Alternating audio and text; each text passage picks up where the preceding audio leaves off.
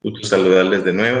Acá el licenciado Abner Couto para Recinos, nuevamente con ustedes en esta ya nuestra cuarta semana de trabajo, esperando nuevamente, deseándoles nuevamente que se encuentren muy bien en sus hogares, que se encuentren muy bien en las labores que realizan día con día, y dándoles gracias a Dios y a ustedes por permitirme nuevamente llegar hasta sus hogares, hasta sus trabajos, hasta donde cada uno de ustedes, queridos estudiantes, se encuentre. Siempre les deseo mucho éxito, mucha bendición, y gracias a la Universidad Rural de Guatemala, me permite a mí, servidor, estar ejerciendo esta docencia atípica, ¿verdad, queridos estudiantes? Esta docencia tan poco particular como lo es esta docencia virtual, pero aquí estamos con la motivación de poder transmitirles un poquito más de este devenir del derecho de integración y seguir avanzando, cubriendo los temas que la guía programática se nos exige. Desde ya en este nuevo año 2021, ¿verdad? Que conlleva también siempre la responsabilidad de seguirnos cuidando, seguir cuidando a nuestras familias a través del uso de la mascarilla, a través de el uso de los desinfectantes que son tan importantes y que pareciera ser que cuando se dio el cambio de año todos como que nos olvidamos, pero no debemos perder de vista que el virus no conoce de año, no conoce de horas, no conoce de fechas y que sigue latente. Se habla de una segunda ola, de una tercera ola, de la mutación del virus, etc.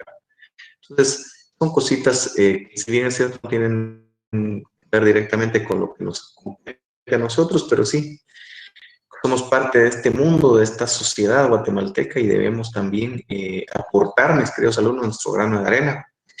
¿Y qué más que cuidarnos a nosotros mismos? Entonces, de tal suerte que si ustedes se cuidan a ustedes, cuiden a su familia y me cuidan a mí, y yo viceversa si ustedes, aunque pues no tenemos el gusto, el agrado de estar en una clase presencial como tradicionalmente es, sino que usando estas nuevas tecnologías y por la obligación también de este famoso virus de COVID-19 que nos tiene aquí.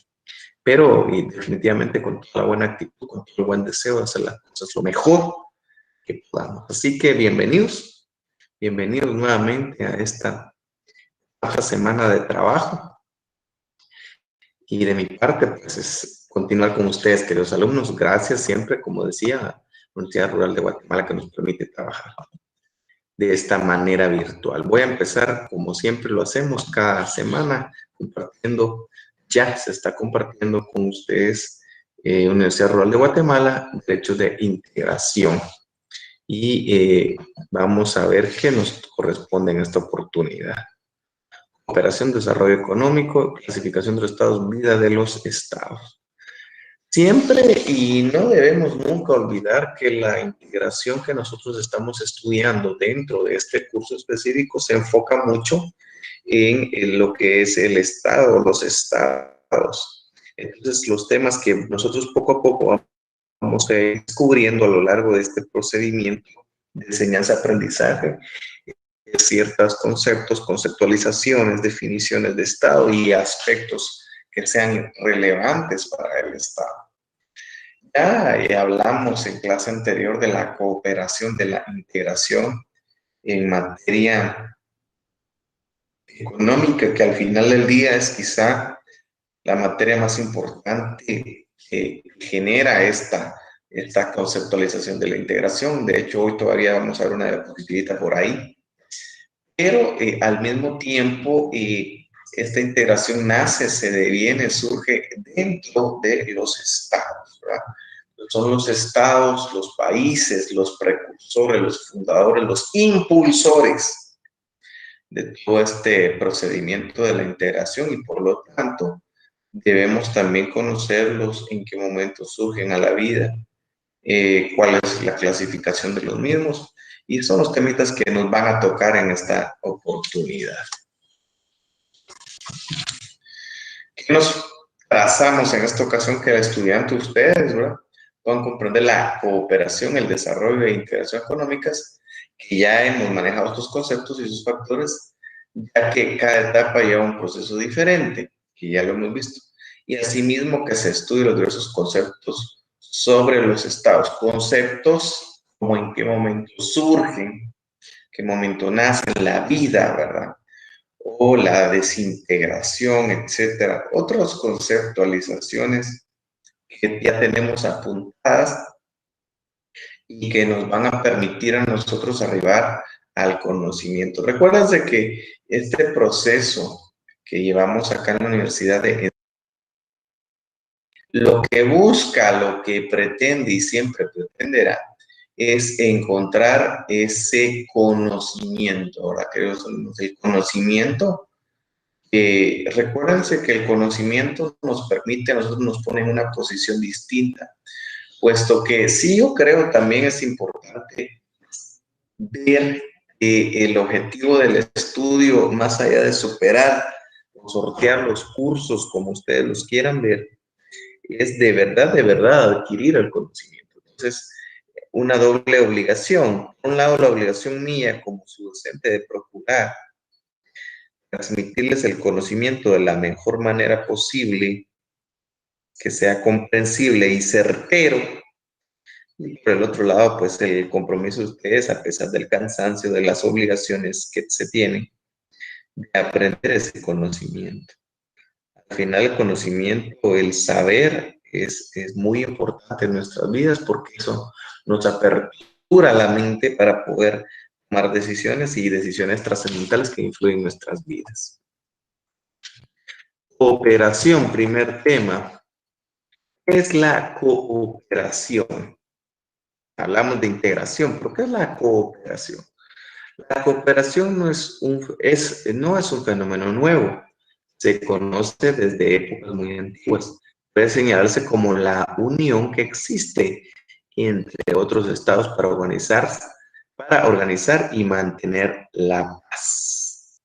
Este es un primer concepto de cooperación que, según lo que leemos, pues no es un concepto viejo, perdón, es un concepto nuevo, es un concepto antiguo y que a lo largo del tiempo se ha realizado entre los estados buscando mantener la paz. Recuérdense que los grupos humanos a lo largo de la historia han generado conflictos bélicos que han generado muerte de muchos seres humanos. Ya lo hemos platicado entre los resaltados allá por la Primera y Segunda Guerra Mundial, un poco más contemporáneos, más recientes, pero también a lo largo del tiempo los periodos de las conquistas de Roma y la expansión del Imperio Romano, la expansión del Imperio Cartaginés, la expansión de los mongoles en Eurasia, la colonización por parte de los españoles y conquista de América Latina. Todos estos aspectos que han sido de carácter bélico y que entonces la cooperación es de acudir a estos mecanismos de violencia, busca apelar por parte de los estados a mecanismos de comprensión, a mecanismos de diálogo que permitan a los diversos estados arribar a conclusiones relacionadas en primer término a la paz, ¿verdad? Todos queremos vivir en paz, en armonía. Como fin supremo de la Constitución, todos sabemos de memoria el artículo primero, la realización del bien común. Y uno de los bienes comunes que necesita todo ciudadano es la paz, la seguridad, ¿verdad? La libertad, la seguridad de locomoción. Usted sale, pero no sabe si va a regresar. Va a encontrar una situación de mala suerte, etcétera. Entonces, la cooperación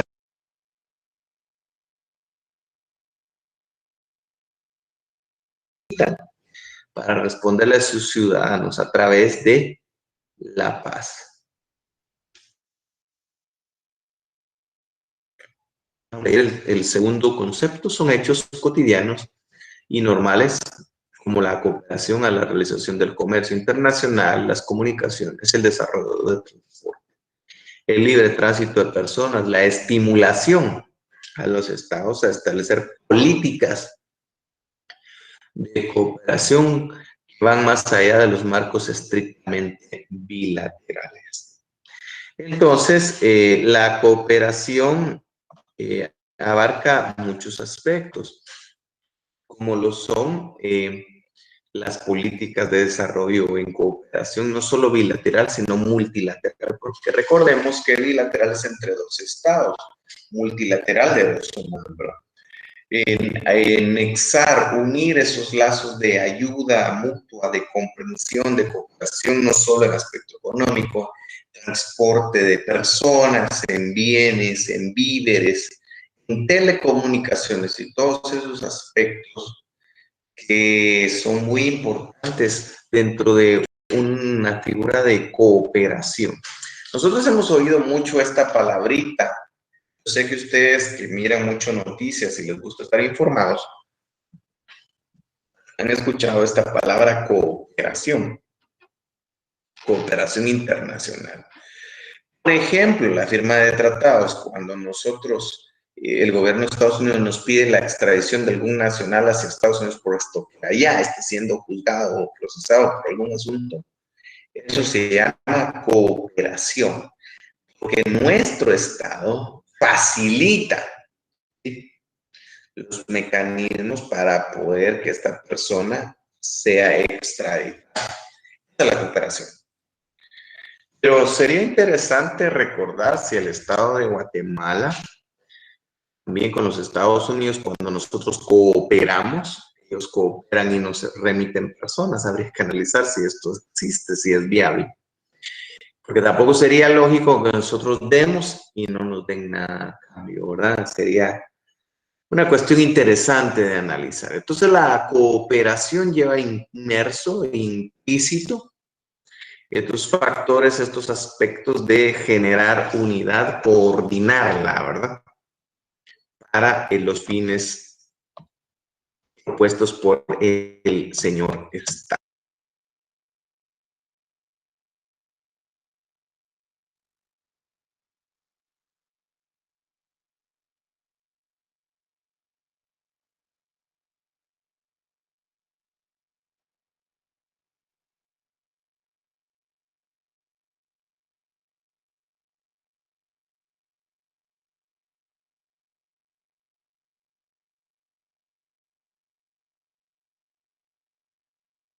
Corte ahí.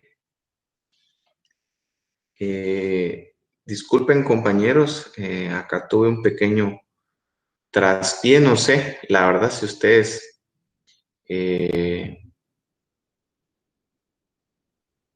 ven o me van a escuchar, yo considero que sí.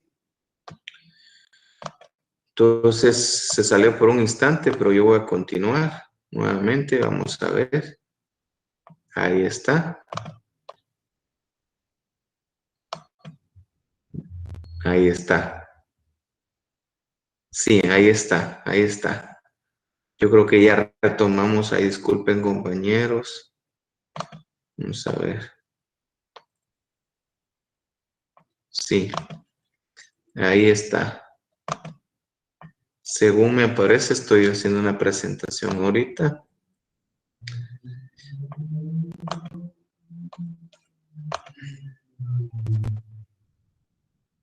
Ahí está, regreso nuevamente. Me cambió el color de mi visualización. Estamos en la cooperación, compañeros. Me miro más verde, creo. Estamos en la cooperación, acá estamos, ahí estamos. Yo creo que sí. Son hechos cotidianos, decíamos, ¿verdad? En el marco de las políticas de cooperación, tanto bilateral como más que unilateral, bilateral. Quiero avanzar. Desarrollo económico. ¿Qué es el desarrollo económico? Es un impulso progresivo y efectivo que mejora los pueblos y sistemas políticos y económicos. Eso es el desarrollo económico. Segunda definición es la administración adecuada de los bienes o instituciones en ahorro o aprovechamiento del dinero y de otros bienes, del trabajo, del tiempo y de cualquier otro elemento que redunde en beneficio individual o social. Eso es un desarrollo económico. Vamos a ver lo primero, un impulso progresivo y efectivo que mejora los pueblos y los sistemas político-económicos. Definitivamente una máxima, una premisa de la cooperación es lograr el desarrollo económico de los pueblos, de los estados, porque se tiene la creencia, pues, que si un estado mejora económicamente, esto genera riqueza y la riqueza va a permearse a todas las capas sociales y a todos los estratos de la sociedad. Eso es lo que busca el desarrollo económico y la cooperación, puesto que la intención dentro de un Estado es lograr siempre el desarrollo económico de todos sus miembros, de todos sus ciudadanos. Para eso se creó el famoso Estado, fue para eso que se formó. Entonces, definitiva e indudablemente, la cooperación generará el desarrollo económico. Segundo concepto, la administración adecuada de los bienes e instituciones en ahorro y aprovechamiento del dinero, de otros bienes, del trabajo, del tiempo y cualquier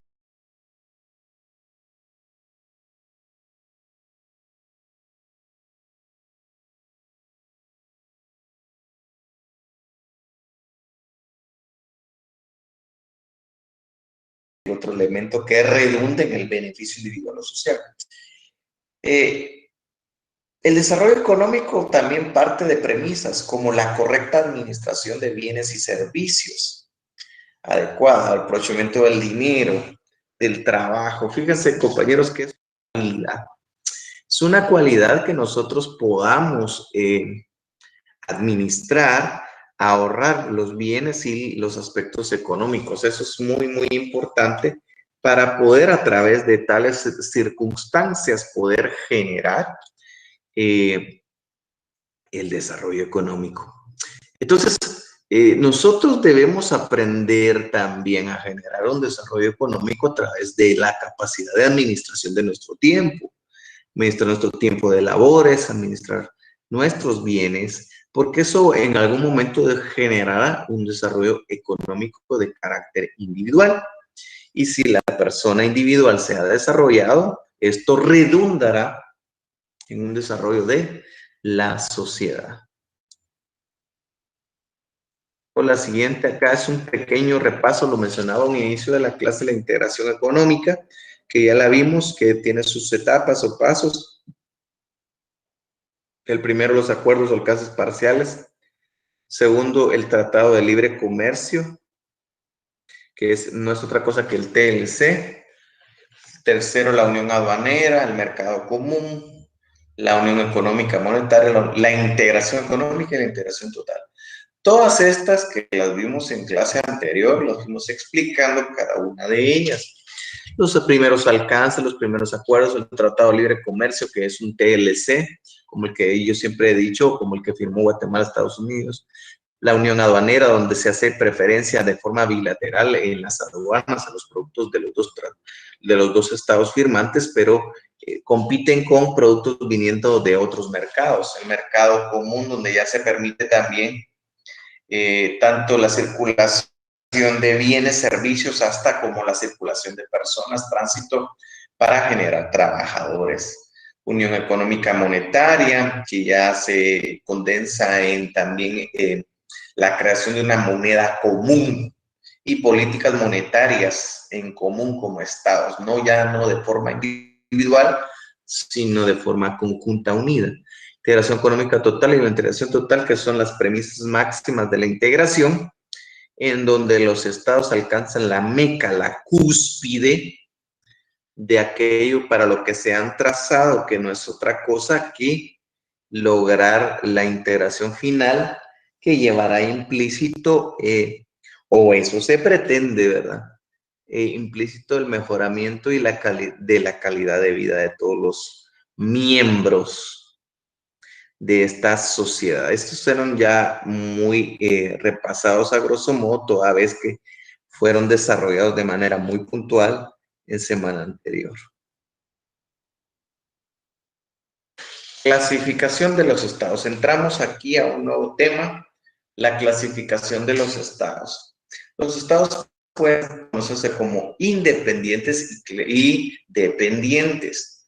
¿Cuáles son los estados independientes? Son aquellos que subsisten por sí mismos y pueden ser simples o unitarios y grupales. Primero, un estado es independiente cuando subsiste por sí mismo y demás estados. Entonces, eso es un estado independiente en el estricto sentido de la palabra. Y pueden ser simples y unitarios. Simples cuando se conforman por un único estado, un único país, que son independientes o unitarios, y grupales cuando lo conforman varios estados, como las federaciones o confederaciones. Un ejemplo de ello es los Estados Unidos de América, porque cada uno de los estados que conforman el país de los América, y eso es lo interesante, guardan, sí, se suman a un solo estado, pero guardan cierto nivel de independencia entre ellos, de tal suerte que la legislación o las normas varían de estado a estado. En Georgia, en Nueva York, son distintas a Miami, Houston, a Miami, a Texas, a California, por ejemplo. A pesar de que son estados que se encuentran dentro de un mismo país, se han formado como una federación o una confederación. Igual ocurre nosotros si vemos ahí, y por eso se llaman los Estados Unidos mexicanos, porque en México también tienen esa cualidad o característica, que sus estados, por eso se habla, cuando ustedes escuchan, se habla del estado de Guerrero, el estado de Nuevo León, el estado de Chiapas. Les llaman estados porque en cierta medida conservan esa calidad como de estado, ¿verdad? Y por otro lado, tenemos en nuestra siguiente clasificación los estados dependientes. Son aquellos que dependen de otros. Ejemplo, los vasallados protectorados. Estas definiciones las obtuvimos del libro de Derecho Internacional Público de Carlos Larios Ochaíta. Él es mi bibliografía en estos pequeños apuntes. Los estados dependientes son aquellos que dependían de otros. Su estilo de gobierno, su subsistencia estaba bajo la cobertura de otro. Un claro ejemplo de esto es las colonias, los vasallados, los protectorados, que fueron cuestiones históricas que en la actualidad ya no se dan, pero un ejemplo sería cuando América se encontraba bajo la corona española. Entonces nosotros éramos un estado títere, si cabe decirlo así, o Guatemala en su momento también, el estado de Centroamérica, que el gobierno lo ejercía la corona española, o sea, nuestro rey o nuestro líder no estaba en nuestro territorio, se encontraba a miles de kilómetros en España, pero a él le debíamos obediencia, a él le pagábamos tributos y era él el que dictaba las órdenes de la colonia de Centroamérica y así Sudamérica, etc. Entonces, a eso nos referimos con estados dependientes, porque entre comillas no subsisten por sí mismos, sino que dependen de uno más grande que los tiene como un vasallado, como un protectorado, que los tiene, es como les gusta llamar al Estado Mayor, como bajo su tutela o bajo su protección. Pero esta situación, como lo repito, es una cuestión de carácter histórico, puesto que en la actualidad ya no se da esto, ¿verdad, queridos compañeros? Estos estados ya solo quedaron como un aspecto histórico, ya no existen al día de hoy. Regreso a compartir nuevamente, queridos estudiantes. Y me voy a permitir tomar un poco de agua.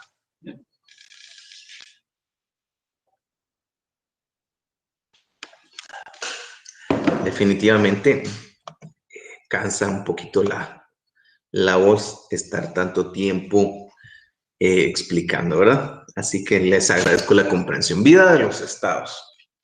Se puede iniciar. Ahora, el término vida de los estados hace alusión a en qué momento los estados surgieron, ¿verdad? ¿Qué momento nacieron a la vida? Entonces, en el mismo libro de Derecho Internacional Público de Carlos Larios Ochaíta, nos dice, se puede indicar que los estados inician desde que se llenan los elementos para su existencia.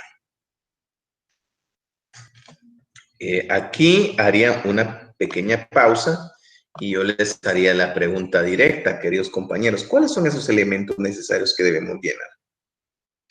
¿Se recuerdan que lo hemos estado platicando en repetidas oportunidades y yo lo he recalcado? Para que hablemos de vida de los estados se deben llenar requisitos. ¿Cuáles son? O elementos, como quieran llamarlo ustedes. ¿Cuáles son, queridos estudiantes? ¿Cuáles son esos requisitos? Recordemos, 3, ¿verdad? Territorio, población, soberanía.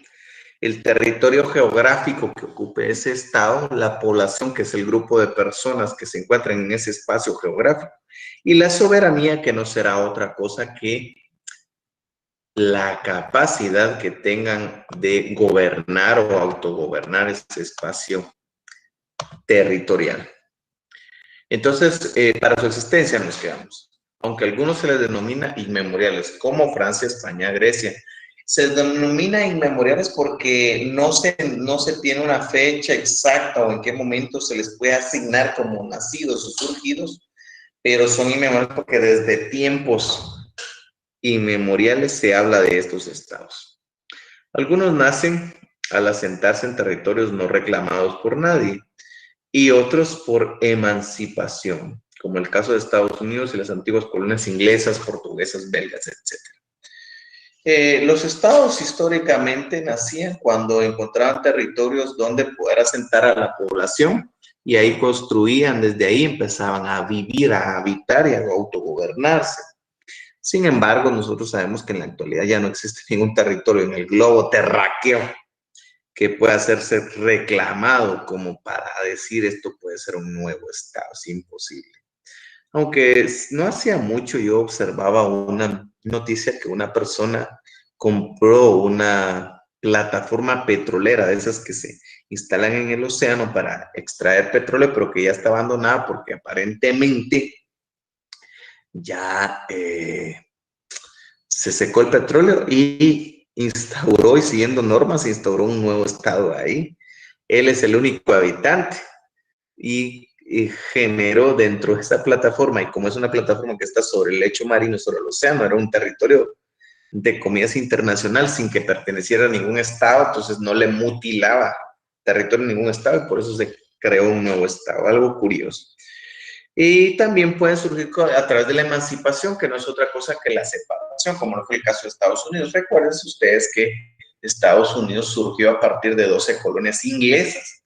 Eran de los ingleses, como Florida, Virginia y toda esa parte de por ahí que estaba bajo la corona inglesa, y los oriundos o los nacidos en esos territorios que ya no consideraban al rey inglés como su rey, lucharon en la guerra civil de Estados Unidos para la famosa emancipación, la separación de la corona inglesa y poder autodeterminarse como un país, como un estado. Ese era el objetivo y se logró, y así muchas otras colonias inglesas, portuguesas, belgas, que en igual sentido tuvieron que emanciparse en algún momento, tuvieron que separarse. Recuérdense que esto va de la mano con la capacidad de autodeterminación de los pueblos, porque los pueblos tienen el poder para autodeterminarse, para tomar decisiones, para autorregirse. Entonces, cuando nosotros mencionamos la palabra emancipación, debemos hacer alusión y comprensión a esa capacidad que nosotros como pueblo tenemos de poder elegir nuestros destinos. Y esto indudablemente es evitado, no prospera tal circunstancia cuando estamos controlados por otra potencia o otro estado que reclama la soberanía sobre nosotros como personas y sobre el territorio que estamos ocupando. Entonces, al final esto genera las emancipaciones, la lucha por lograr esta emancipación, esta separación, esta independencia. Algo a resaltar es que en nuestro querido país de Guatemala la independencia no hubo necesidad que se diera de forma violenta, sino que todos conocemos la historia que allá en el 15 de septiembre de 1821 se logró la firma de la independencia. Ojo, ojo, independencia de Centroamérica, porque en aquel entonces éramos colonia centroamericana. Entonces la firma se dio en Guatemala y generó la independencia de Guatemala, El Salvador, Honduras, Nicaragua y Costa Rica. Todos deben su independencia al proceso que se llevó a cabo acá en Guatemala, puesto que en ese momento la capitanía central de gobierno era en Guatemala.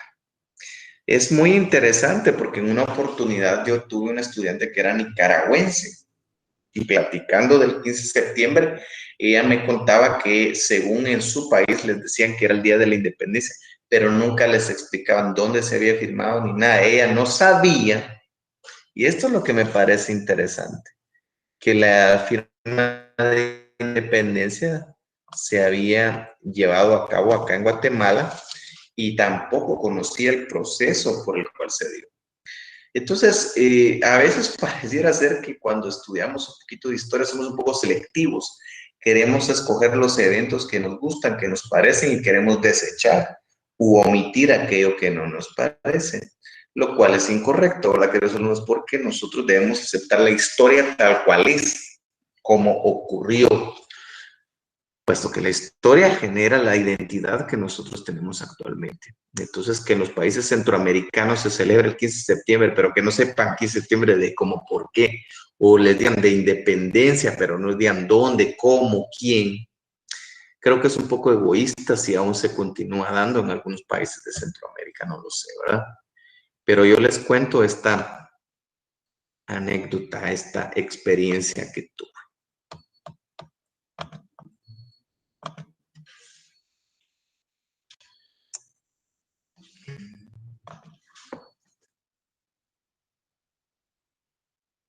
Para otros, por otro lado, los estados también pueden sufrir modificaciones, como el cambio de su estructura internacional. Ejemplo, pasar de ser una monarquía a república. Primero que un estado puede modificarse y esa modificación es una modificación de carácter estructural en cuanto a su gobierno. Recuérdense que se promueve mucho la democracia como la máxima de los estados, generar un gobierno que sea representativo de su pueblo y que el pueblo sea el que elija a sus líderes, a sus gobernantes. Pero recuérdense que históricamente, por ejemplo, hubieron muchas monarquías donde ahí no había elección, donde el monarca, el rey, era electo por Dios, si cabe decirlo de esa forma, y los súbditos no eran ciudadanos, sino súbditos, debían acatar las decisiones que el supremo rey tomase de manera arbitraria totalmente. Entonces los estados han ido cambiando, han ido evolucionando a lo largo del tiempo y esto entonces modifica la presentación, ya no es un estado monárquico, ahora donde hay un monarca, sino es un estado republicano donde hay una república y la república entonces siempre va implícita una constitución, la división de poderes y todos los aspectos que condensan o se pretenden condensar dentro de una democracia.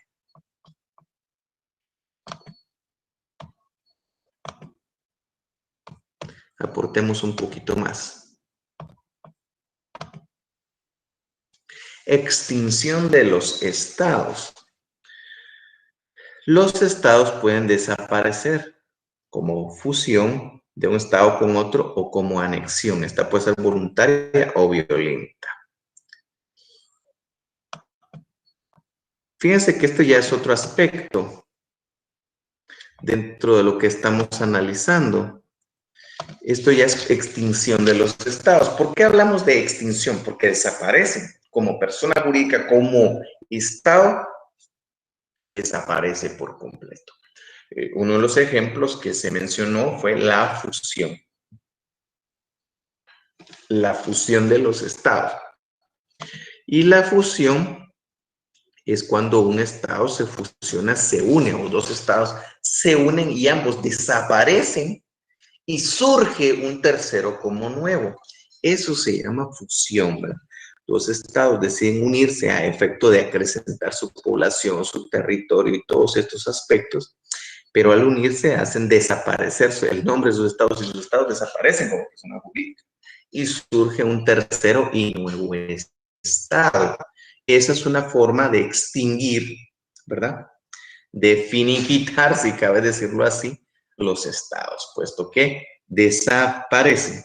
Mientras que por otro lado tenemos el aspecto de la anexión. La anexión es un procedimiento por el cual un estado absorbe o se anexiona otro estado, llamémoslo entre comillas más pequeño. Pero esto se puede dar de manera voluntaria y de manera violenta. De manera voluntaria cuando el estado pequeño acepta voluntariamente o decide voluntariamente o solicita voluntariamente anexarse al estado mayor. Esto históricamente se ha dado y se sigue dando actualmente y genera conflictos internacionales grandes. Históricamente lo vamos a ubicar, por ejemplo, allá por el 1938, 39, no recuerdo muy bien, 38 creo que fue, cuando Alemania estaba en su pleno apogeo expansionista al mando del canciller alemán Adolfo Hitler y generaron la anexión de Austria al imperio alemán, al Reich alemán. Entonces, Austria, en lo que se conoció como el Anschluss, Austria en su momento decidió anexarse, anexarse, pero vamos a ponerlo como un ejemplo de anexión voluntaria, porque el pueblo austriaco de habla alemana, por cierto, y esto es un detalle, no sé si ustedes conocían, porque sé que han escuchado de Adolfo Hitler, pero no sabían que él originariamente no era alemán. Él era de nacionalidad austriaca, él había nacido en Austria. Hablaba, claro que hablaba alemán, pero él era austriaco, lo cual para mí es muy interesante porque se convirtió en el líder alemán y líder de una nacionalidad distinta, ¿verdad? Entonces el Anschluss generó la unión o la anexión de manera voluntaria de Austria hacia Alemania. Entonces esto es un ejemplo de una anexión voluntaria. Un Estado tiene la voluntad. Entonces en ese momento, eso sí, el estado absorbido pequeño, al ser absorbido, desaparece y el estado grande subsiste. Alemania no dejó de ser Alemania. Alemania continuó llamándose Alemania, pero Austria desapareció. Quedó absorbida al gran imperio alemán. Esa es la anexión voluntaria.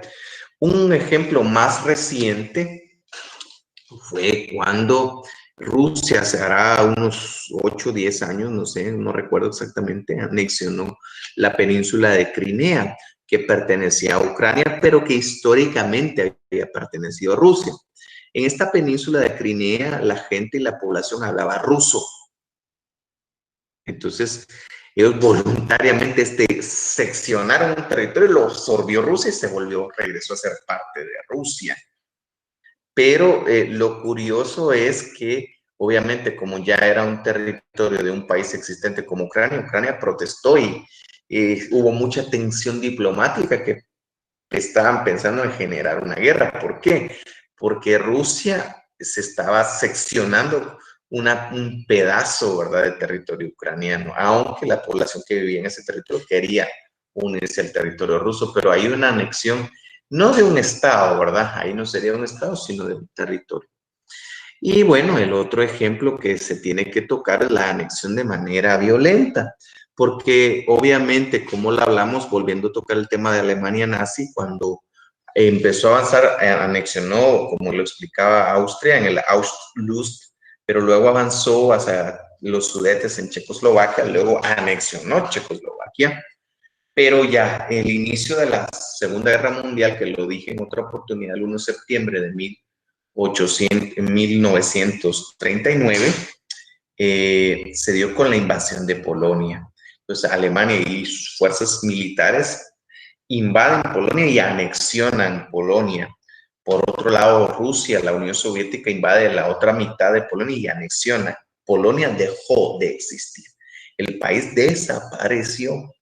Y cuando Alemania invadió, por ejemplo, Holanda, Noruega, Dinamarca, todos estos países dejaron de existir y fueron anexionados de manera violenta y pasaron a formar parte del gran imperio alemán. Entonces, el Estado Mayor subsiste y los estados más pequeños desaparecen. Esta es una forma de anexión por fusión, de manera violenta, porque hubo una intervención militar. Hay que tener cuidado con ese detalle, que es como el detalle importante acá. Muy bien, regresamos a las diapositivas, queridos estudiantes. Estamos ya concluyendo. Muchas gracias nuevamente, queridos alumnos, por la atención prestada a su servidor en esta cuarta semana y en esta cuarta clase que he tenido a bien impartirles. Tenemos siempre las preguntas que quedan al final. Define estado independiente, ya lo vimos. ¿En qué consiste la fusión de los estados? ¿Qué es fusión de los estados? ¿En qué consiste? ¿Qué genera? Y esas son las preguntas. ¿Qué es la anexión de los estados? Cuando se anexionan, se unen. ¿En qué consiste la emancipación de los estados? La separación de un estado a otro. E indica un ejemplo de extinción, que era lo que estábamos hablando. Dar un ejemplo de en qué momento se extingue un estado, bajo qué circunstancias y qué premisas son las que generan la extinción. Entonces, queridos compañeros, repasando un poquito la vida de los estados, vamos a tomar como base cuando los estados rellenan los requisitos necesarios para ser un estado. Y por el otro lado, esos estados también pueden sufrir modificaciones a lo largo de la historia. Dejar de ser una dictadura, una monarquía, pasar a ser una democracia o un socialismo, etc.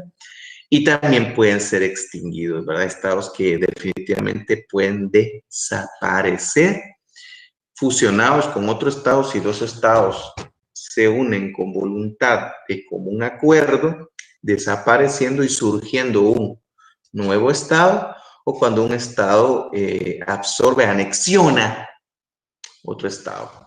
El otro estado más pequeño que es anexionado puede querer hacerlo y unirse de manera voluntaria o no necesariamente, y puede ser de forma violenta. Pero recuerden que cuando ya es de forma violenta generamos un conflicto internacional gigante, ¿verdad? ¿Y qué fue lo que ocasionó en su momento la Primera y Segunda Guerra Mundial? Aunque siempre, si nosotros estudiamos un poquito de historia, la Primera Guerra Mundial dio origen por la muerte de una persona, el asesinato de un archiduque del Imperio Austrohúngaro en Sarajevo.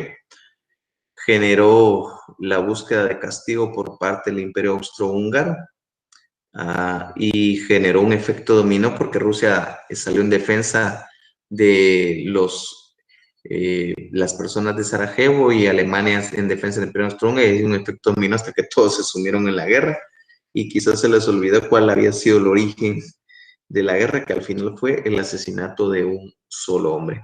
Es un dato histórico por ahí que queridos estudiantes, entonces empiezo ya a despedirme, empiezo a concluir esta clase en esta oportunidad, y si Dios me lo permite, estaré en una próxima